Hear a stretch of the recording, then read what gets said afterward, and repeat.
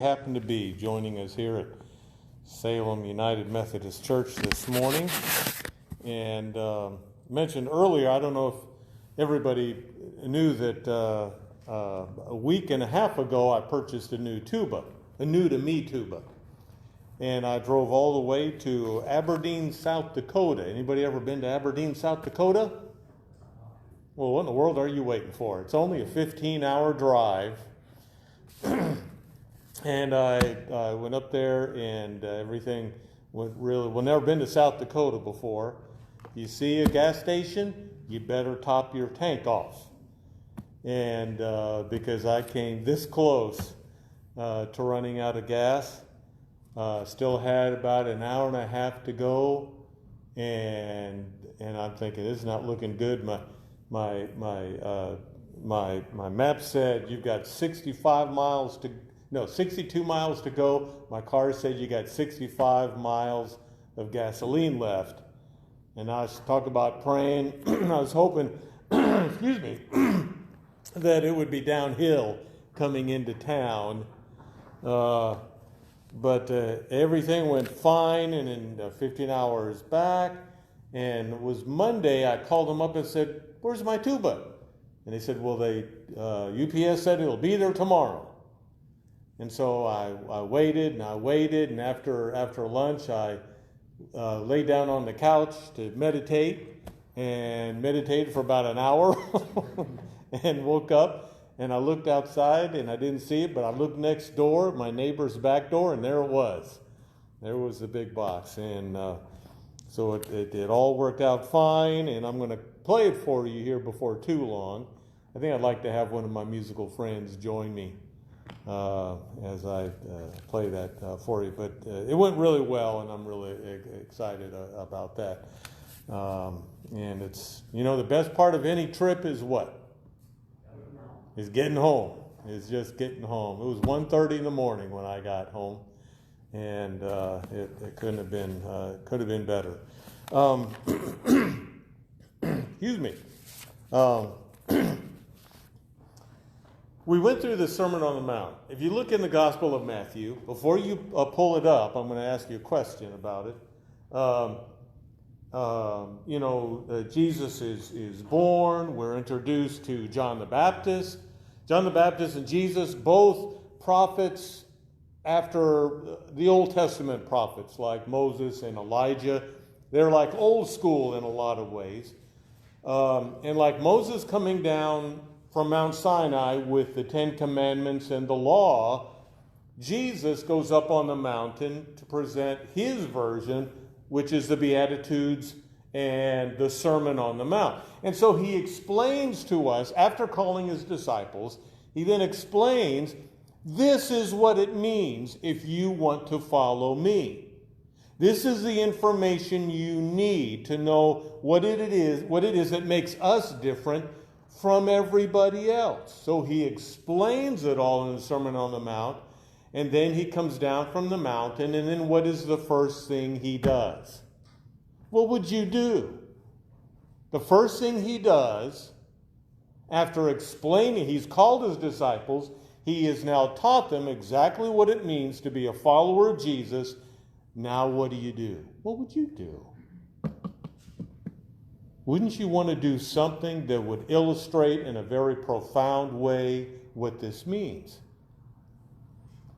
In Matthew chapter 8, beginning at verse 1, when Jesus had come down from the mountain, great crowds followed him. There were great crowds from day one of his ministry all the way to the end.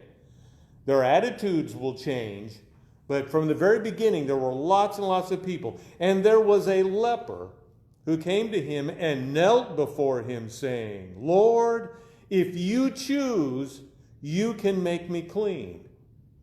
He stretched out his hand, and what? He touched him, saying, "I do choose, be made clean." Immediately his leprosy was cleansed. Then Jesus said to him, "See that you say" what? Say nothing.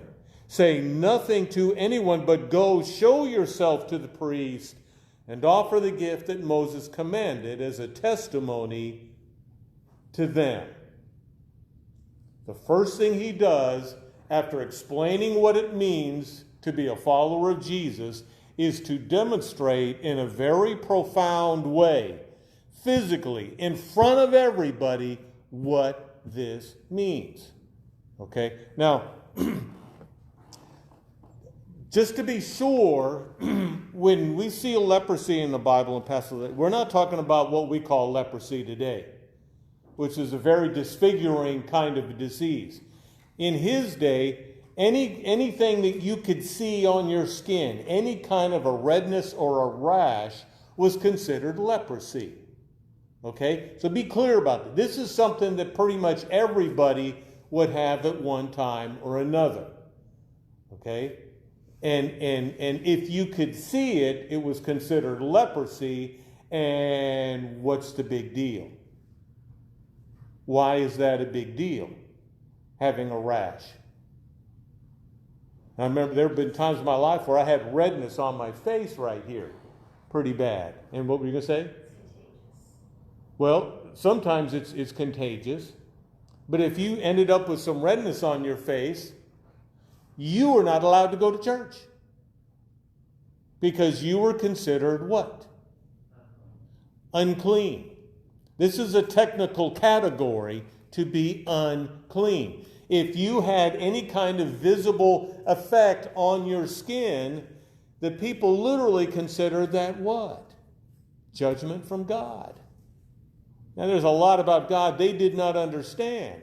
But they would look at that and they go, there's something messed up with you. There's something not right. And we pretty much believe you get what you deserve in this life.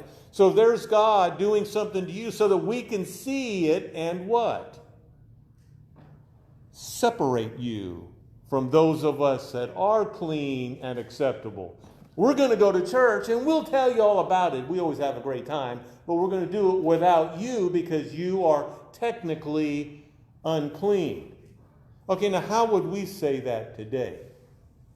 We don't really use the term unclean, but we all have unclean things and unclean people in our world. How do you know if something is considered unclean? There's a specific emotion connected with this. And the more you understand how amazing this story is that this person would come right through this crowd. When we come into this world as tiny little babies, remember when you were born? Good.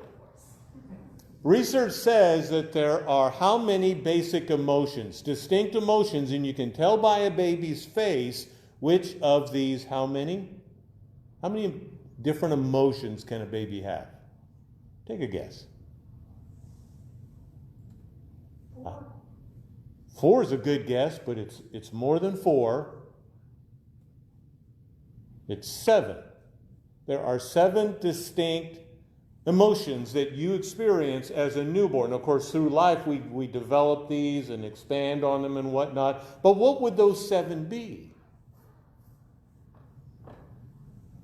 You could guess half of them real easy.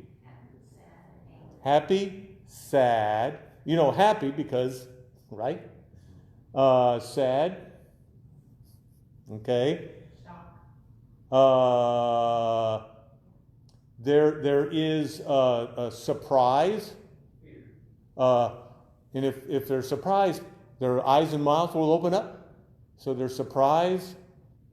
There's fear.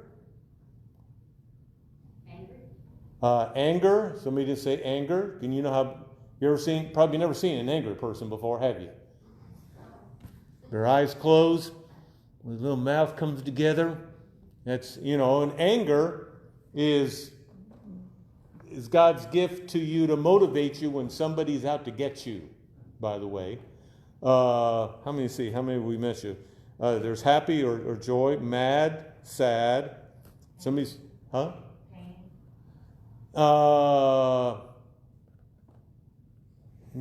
I've never seen that one on a list. You're going to make me have to do some research on this. Maybe sad.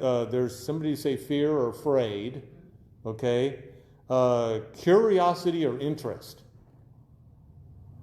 Their mouths kind of purse up a little bit. Their eyes will open up when they're really interested or intrigued by something. And you'll see it on their face. I think I said surprise. Number 7 is disgust. There are 7, and the 7th one there is disgust. What does a baby do when they're feeling disgust? What do you do when you feel disgust? Turn away. Even before that, yeah, you will tend to turn away, but you'll go. They'll close their eyes and they'll open their mouth and their tongue will come out. Like you're doing what? When will they first experience disgust? Yeah, you put the strained peas in their mouth and that's disgust, okay? And so we may learn that first with food or smells. I remember learning mine with stuffed peppers, as I said earlier, at church of all places. And it's like that's a unique emotion to get something away from me that is totally unexpected, something that I don't want anywhere near me. But then I learned to apply that not just to food, but to things, animals, and other people. And it turns out we decide there are people in this world that disgust me. They're totally unacceptable. There's something messed up, icky, wrong about them, and I'm disgusted by them. And of course, in this day and time, every one of us has people for us that would be considered disgusting.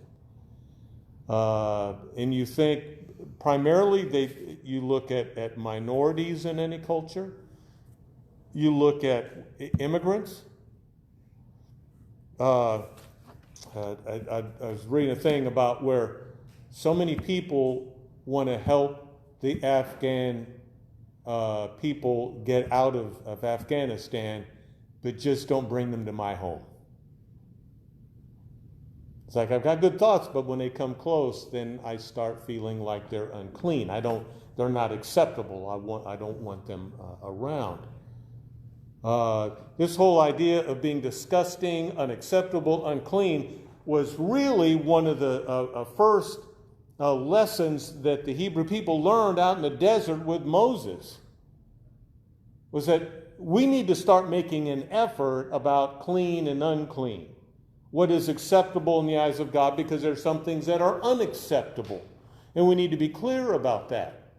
But Jesus is basically saying by here, what was it? 2,000 years later? No, 1,000 years later. Thank you. Y'all would have caught me on that. You got your historical timeline down, right?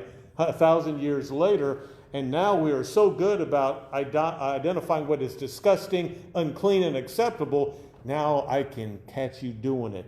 And it was the preacher's jobs to stand there at the door and look to see if there's something not right. Oh, you're unclean. Sorry, can't come in today.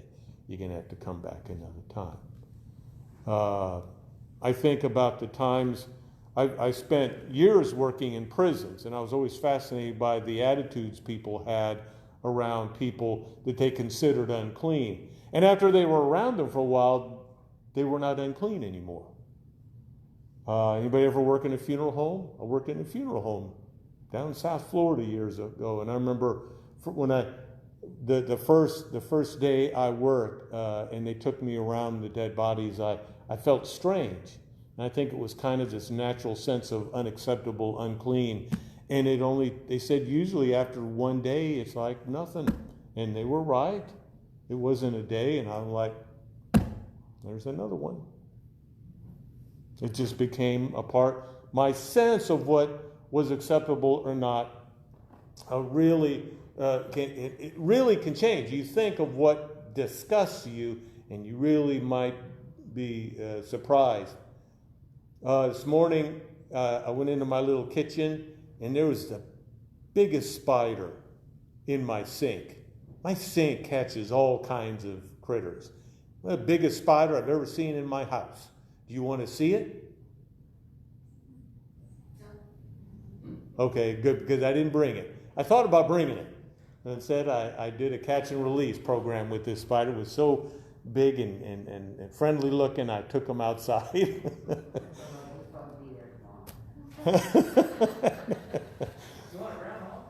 Yeah, that's right. When I lived in a parsonage down Prairieton, I had groundhogs living under my shed in the backyard, and we'd come out and talk with one another. Real friendly until you see what they do to your yard. But anyway, I digress. Here this disgusting, unacceptable, unclean person shows up on the first day. And there's Jesus with a big, huge crowd watching. And what does he do? What does he do? He says a few things. What is the biggest thing he does? He touches him. And this is the thing. He doesn't just go, oh, stand right there. Poof. Okay. Boom. No.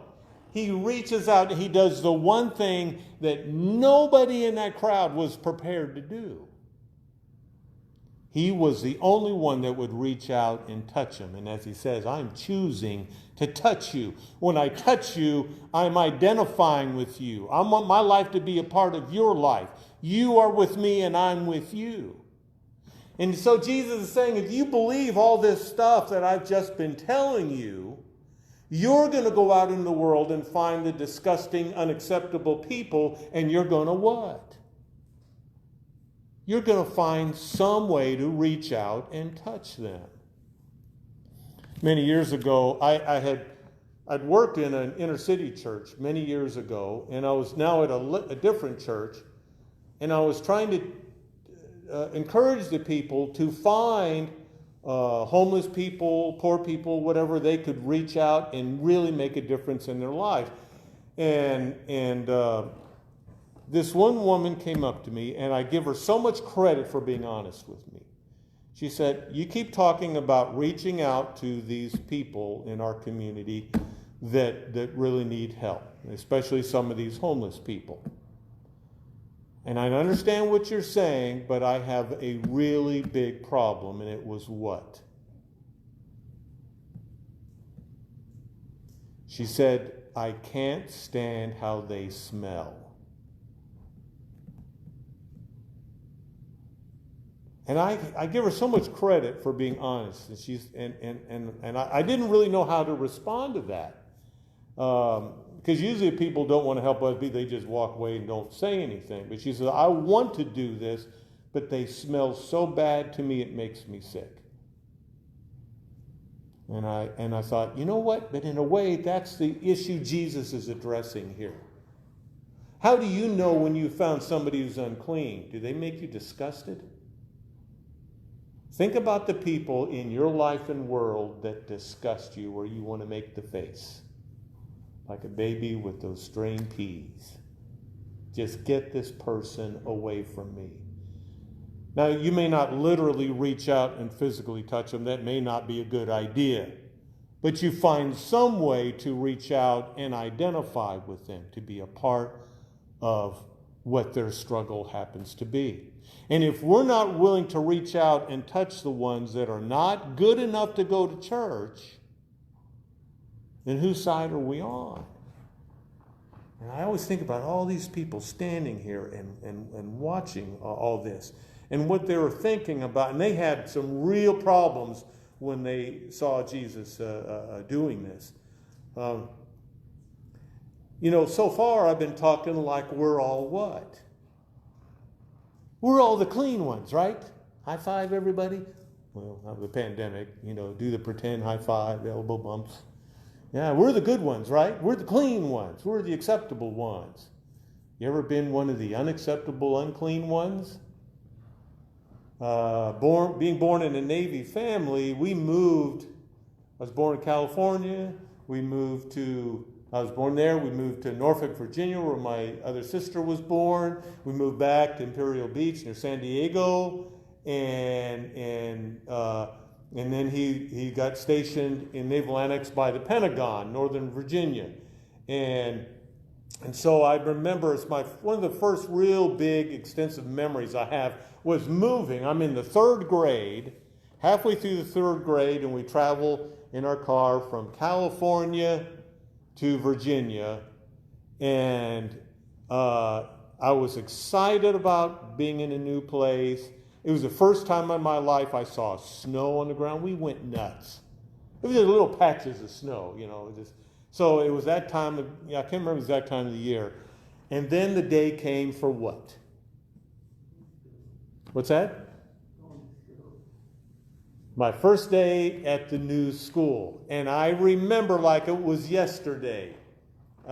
Some grown-up taking me, and I remember walking in the door. She opens the door, and I walk in, and here's all these frightening, terrifying children staring at me, and I'm like,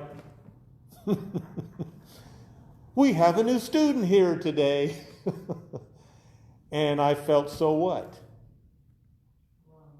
Alone. I was unclean. I wasn't accepted. I didn't know anybody. And I was afraid they would all go, you know how it is. Everybody has their friends and enemies all sorted out. We don't need some new person to come in and confuse us all. It may just be easier. And I remember seeing other new kids come in and not be accepted. And I'm like, ugh, I don't know about this at all. And I remember they put me in a seat, and I'm like, I'm just terrified that I won't be accepted. And one girl talked to me. She came over, when there was like a break or something, she came over and she said, "Hi, where are you from?" And what am I supposed to do? First of all, I didn't have girls talking to me much. Never really did. I said, "Well, we came from California." I don't know where that is. Anyway, and I remember when she was asking about me, I'm sitting there thinking, why is she talking to me? That was my question. I don't understand why this girl is talking to me. And of course, she was just being, and she didn't just talk to me that one time, but she was like, okay, we're friends now. And then others became my friends. And then I was a part of the class. And I remember at one point thinking, I remember being so terrified when I came in here. And now I've got friends and everything. And that really stuck with me. And it's like, that's kind of like what we are called to do. We find the one that's not accepted. These people would have just spread apart as this leper came in. And Jesus said, wait, you totally don't get this, do you? After everything I told you, I want you to watch while I reach out and touch. And he's made clean. And he said, I want you to run up and down the sidewalks of this town telling everybody what I just did.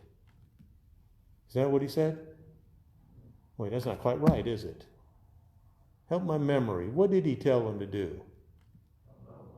Tell no one? This is amazing. You just completely changed my relationship with God by making it acceptable for me to go to church, and you don't want me to tell anybody? Then what am I supposed to do? And what did he tell them? You go to the priest and do what? They had their offering thing that they did. They had an offering for the girls and for the boys and for the lepers. How's the leper jar doing up here? That'd be a nice jar. We need a leper jar. Anyway, they went through the thing, and the priest would check him out, and he would declare him officially clean, do the little offering or whatever. They did offering for everything. And we'll get to that on another day. And Jesus said, I want you to go and do that as a testimony for whom? Did you catch that? For the religious leaders. I want you This is so important. I want you to bypass everybody between here and there. I want you to go to the people that are running the religious show, the ones that are in charge, making all the decisions. I want you to go to them. I want you to do the offering and everything and get the approval so that they're the ones that see how people become clean. The people that were in charge didn't get it. I know it was a long time before I understood. I remember as a child, I thought, I would be telling him to tell everybody. But I didn't catch this, that the people at the top didn't get it. They didn't get it. I don't know, something happens when you become a preacher and you start making friends with other preachers and you find out what all of us preachers are like. Sometimes we're the ones that are unclean. Is this making any sense? When you think about what it is, the first thing, I'll probably ask you next week, what is the first thing Jesus did to demonstrate faith in Jesus is all about? He reaches out and he touches somebody. What is our attitude towards other people that we see, especially those that aren't acceptable? Did I tell you my all-time favorite joke about the three on the deserted island? Oh, good. There's at least two people that will appreciate it. It's one of my all-time favorite jokes. So Mo, Larry, and Curly are out sailing out in the ocean, and their boat sinks, and they barely make it to the deserted little island, and there's nothing on this thing, and they think, well, it's over for us. We're never going to survive this. And so they're looking around, they're kicking around this little island, and all of a sudden, Mo finds this lamp in the sand, and he pulls it up, and Mo, Larry, and Curly, they start cleaning it off, and a genie comes out. And genie says, this is your lucky day. You get 3 wishes. And look, there's 3 of you. You each get a wish. And he says, oh, this is amazing. This is wonderful. We've given up all hope. And Mo says, more than anything. And she says, I'll give you whatever you want. And Mo says, more than anything, I want to be home. I'd give anything to be home. And the genie says, okay. And poof, Mo disappears. And he was immediately at home. And Larry goes, you know what? More than anything in the world, I just want to be home too. And poof, he disappears and he's at home. And Curly looks around and says, I miss my friends so much. I wish they were back here with me.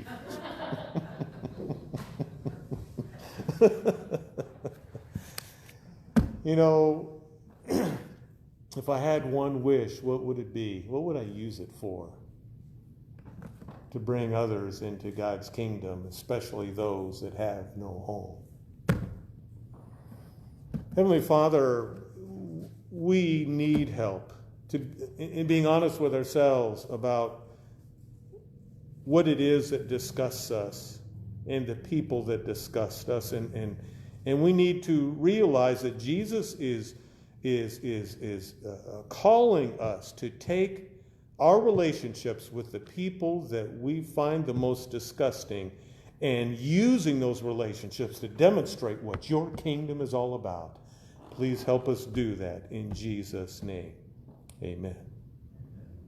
Let's close our service by singing the first verse of 128 in our red hymnals. 128, and I'll say goodbye to everybody at home. Have a great and wonderful Lord's Day and a wonderful week. We'll see you next time.